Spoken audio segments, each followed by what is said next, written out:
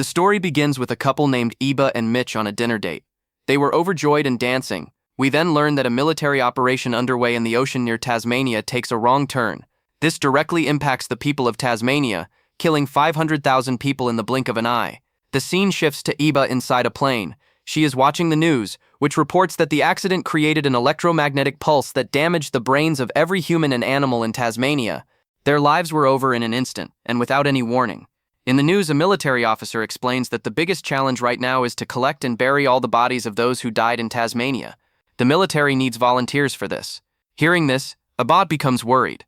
We learn that before the mech blast, Tasmania was on a business trip. An old woman was also sitting next to Abad on the plane. She says that according to the news, most people left without any pain. But there are rumors about some people who regained consciousness after some time. She suggests that perhaps her grandson was one of them and has returned. As the plane lands, we see the entire airport filled with military personnel. Here, soldiers were collecting the phones of all the volunteers before moving on. Afterward, all the volunteers' IDs are checked. When Eber arrives at the help desk, she explains that she wants to join a body searching unit and that she needs to go to Woodbridge, a southern town in Tasmania. However, the soldier at the help desk explains that no one is currently permitted to go beyond Hobart City. The entire city is currently engulfed in flames, making it unsafe for anyone to travel there. The soldier tells Iba that she should stay with the unit and help them, and that perhaps she will get a chance to go there in a few days. She asks Iba if anyone close to her was there. Iba reveals that her husband Mitch was trapped there. Meanwhile, we also learn that she is a physical therapist by profession. Well, then an officer arrives and announces that the rumors circulating about some people coming back to life from the dead aren't false. This is actually happening. Another officer then says there's no need to panic as the people who are waking up are experiencing very slow moments.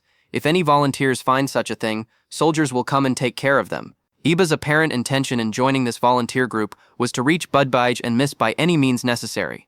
After a while, Iba is sent on a bus with another volunteer. One volunteer asks the soldier how many people have become zombies. The soldier explains that the military has everything under control. There's no need to panic unnecessarily. After arriving at the location, the volunteers are divided into small groups. They all set to work. Iba spots 3 bodies in a garden. One of them is a small girl. Iba and her partner take the lasso carefully to the road where another team will pick them up. Iba's partner, who was working with her, is shocked by this. Tears well up in her eyes. She says that seeing all this reminds her of her daughters. Not only Iba's partner, but all the volunteers present were in a very bad state. Moreover, it had been several days since the blast, and the bodies had begun to rot and stink. Then we see a volunteer named Akili, who is much stronger than the others. Soon, Iba and Keela are put on the same team. They begin working together. In a house, they find the body of an obese woman, which they have great difficulty removing. In the photo, the woman is happily smiling with her husband. Seeing the photo, Iba remembers her wedding day. After half a day of work, all the volunteers are called for lunch. There, Iba notices the old woman who was sitting next to her on the plane. She discovers that she has found the body of her grandson. Sadly, the old woman still holds out hope that perhaps her grandson will be able to stand up. After lunch, everyone returns to duty. Here, Ebba and Kylie walk into a shop while talking. Kylie asks her, "Physical therapist means giving massages, right?" Ebba explains that physical therapy is a medical profession. Giving massages is just a small part of it. Inside the shop, Iba spots a baby swing. It brings back memories of her past. We learn that Iba always wanted a child, but she never had one. Suddenly, a flare signal is heard from the other side of the road. Volunteers fire flares only when they spot a zombie. A few seconds after the flare is fired, a gunshot resounds. Immediately, Iba and Kylie check the garage and spot a zombie standing in a corner. Following protocol, they fire a flare signal. Within seconds, soldiers arrive and kill the zombie. By evening, all the bodies collected are buried in a cemetery with proper rituals. Iba and Kyla are also watching this from a distance. At night, while in her hotel room, Iba takes out her map and begins tracking Mitch's last location. She discovers that Mitch's last location is the Eno Resort. The biggest problem now was that it would take several days to reach Woodbridge or the resort while staying with the official unit, and Abba can't wait any longer. Abba decides to go there alone without telling anyone. Quietly, she packs her bag and tries to leave the hotel, but as she approaches the exit, a soldier spots her. He tells her that no volunteer is allowed to go out alone, so she should go inside quietly.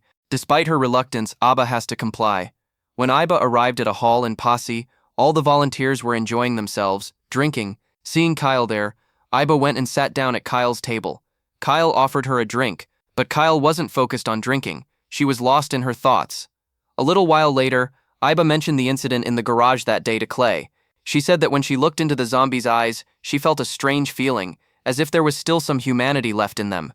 Clay didn't take it seriously, but Iba continued, saying that if Mitch was in a similar condition, perhaps he could be brought back to normal. The next morning, Iba and Kyle left for duty again. They went to check another house. As Iba approaches the door, she hears a faint noise from inside. Suddenly, the door opens, revealing Chili.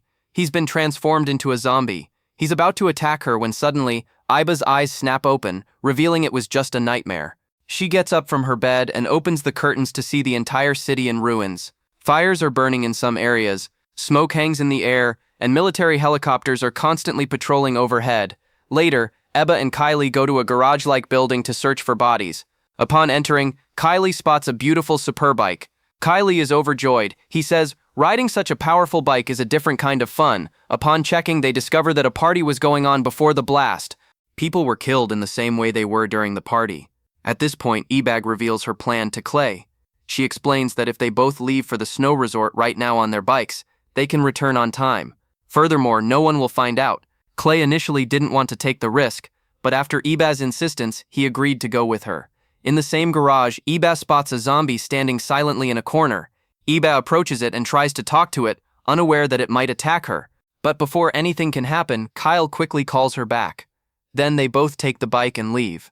Fort was having a great time riding his bike on this empty road. He was having a blast, but after a short distance, they saw a military jeep approaching. Both slowed down and took cover behind the vehicle. While passing by in the jeep, the soldier spotted a zombie standing on the side of the road and killed it instantly with a headshot. After that, they left. Seeing the zombie, Abba remembered Mitch. She feared that if a bullet hit him, Mitch might also be shot and killed in the same manner. Moving on, they entered Howard City and found fire and smoke everywhere. They both put on masks and quickly left. After crossing the promenade, they stopped at a petrol station to rest for a while. There, Ebba begins to give Kylie a massage, and the two begin to talk. Kylie asks Ebba about Mitch. Ebba then tells him about Mitch. She tells him everything about the incident. After this, Ebba asks Kill, "Did you also lose someone in the blast?" Kill doesn't answer directly and diverts the topic. While they're talking, a zombie comes up behind them. Kill quickly picks up a chair and is about to attack the zombie when a gunshot rings out from behind. The gunshot kills the zombie on the spot. Clay and Ebba see that the gunman was none other than a soldier. The soldier comes over and explains that zombies who stay awake for extended periods become more aggressive. The soldier then tells them his name, which was Riley. He asks Ebba and Kyle what they're doing in this restricted area. They weren't allowed to be here. Ebba reveals the truth. She's a volunteer and is heading to Woodbridge to find her husband, Madge. Kylie is just helping her. Riley listens, but rules are rules. He says they shouldn't have been there at all. Following protocol, he locks Ebba in a room and takes Kylie for a separate interrogation. A few hours pass like this. Ebba falls asleep on the floor. After a while, the door suddenly opens. Riley returns and tells Ebba that Kylie has escaped. He's been searching for him for quite some time, but he can't find Kylie anywhere. Riley then tells Ebba that he knows a safe route to Woodbridge. If Ebba wants, she can safely go with him, but he also warns her that if Ebba finds the image there, she will have to face the consequences of her condition. Trilly lays out the plan. First, they must go to his house to get some essential supplies. After that, they can leave for Woodbridge. Abba's a little unsure, as trusting a stranger can be risky, but when she sees the wedding ring on Riley's hand, she realizes she's safe with Riley. She then gets into Riley's jeep with him. Night slowly falls, and after hours of continuous travel, they finally reach Riley's house. Riley invites her inside to have something to eat. Abba, still skeptical, goes in with him. While eating at the table, Abba's attention suddenly catches a photo frame. In the photo, Riley and his wife Katie are seen smiling. Abba brings up the photo, and from there, Riley slowly begins to tell his story. Riley explains that his wife Katie had come to their home on the island a few days before the blast, while he was on duty in mainland Australia.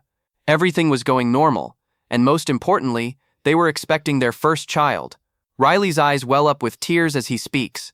He further explains that as soon as he heard the news of the blast, he wasted no time returning to Iceland. But when he arrived at Katie's house, everyone was lying there, lifeless at the breakfast table, as if life had stopped in a split second. After this, Riley buried Katie and her entire family under a tree. She tried to say goodbye, but she felt she hadn't said goodbye properly. Abba understands her pain, but she too is uneasy. She wants to reach Woodbridge as soon as possible, so she asks Riley if they're leaving. Riley tells her, "Before we go, I have a small request."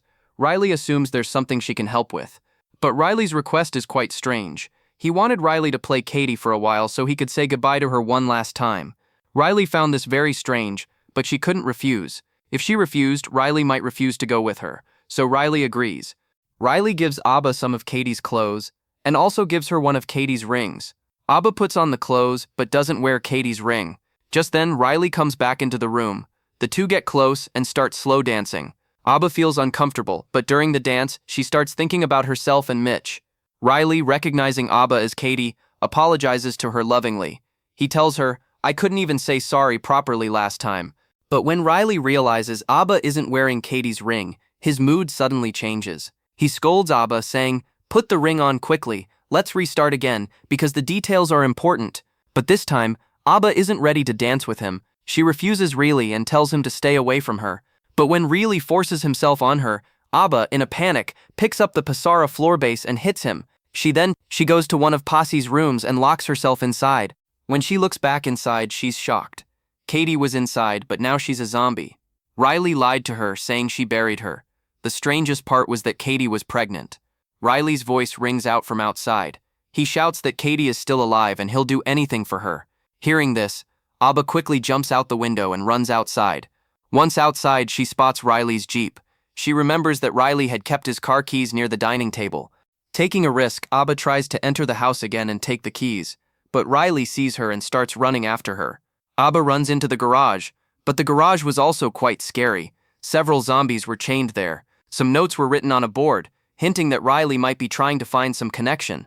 Then Yeba came up with a risky plan. She returned to Riley and pretended to be Katie. She said her ring was fixed. If he could find it, they could dance again. Riley agreed and came out with her. As Riley hugged her, Yeba pulled out a knife hidden behind her back and stepped on it, causing Riley to fall. Immediately, she took the keys to the Jeep, got in, started it, and began to leave. But before leaving, she noticed Katie, who was a zombie, standing in the distance.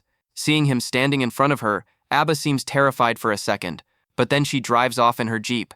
In a flashback, we're shown that Abba and Mitch had a lot of bad blood before arriving at the resort. The next morning, Abba remains asleep in the car, but now the car has run out of fuel, so she's forced to walk on foot, carrying an axe. On the way, a zombie attacks her, but Abba narrowly escapes and kills it.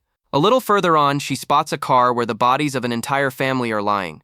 Abba decides to take the bodies out and spend the rest of the night there. At night, she suddenly hears a voice. When she looks outside, it's the father of the family who has become a zombie. He's digging a hole outside. Iba sees him and realizes he wants to bury his family. Seeing this, Iba helps him with the task. One by one, they place everyone in the hole. Then the zombie stands in the hole itself and looks at Iba. Taking his cue, Iba hits him on the head and buries him along with his family. Anyway, the next morning, Iba finally arrives at the resort. Inside, she checks each room. She sees 2 disturbed notes on a door. Opening the room, she finds Mitch's corpse. Seeing Mitch dead in front of her, she breaks down in tears. But then she notices 2 wine glasses and a woman's ID card lying there. In the bathroom, she finds Mitch's bed ring, which Mitch had removed.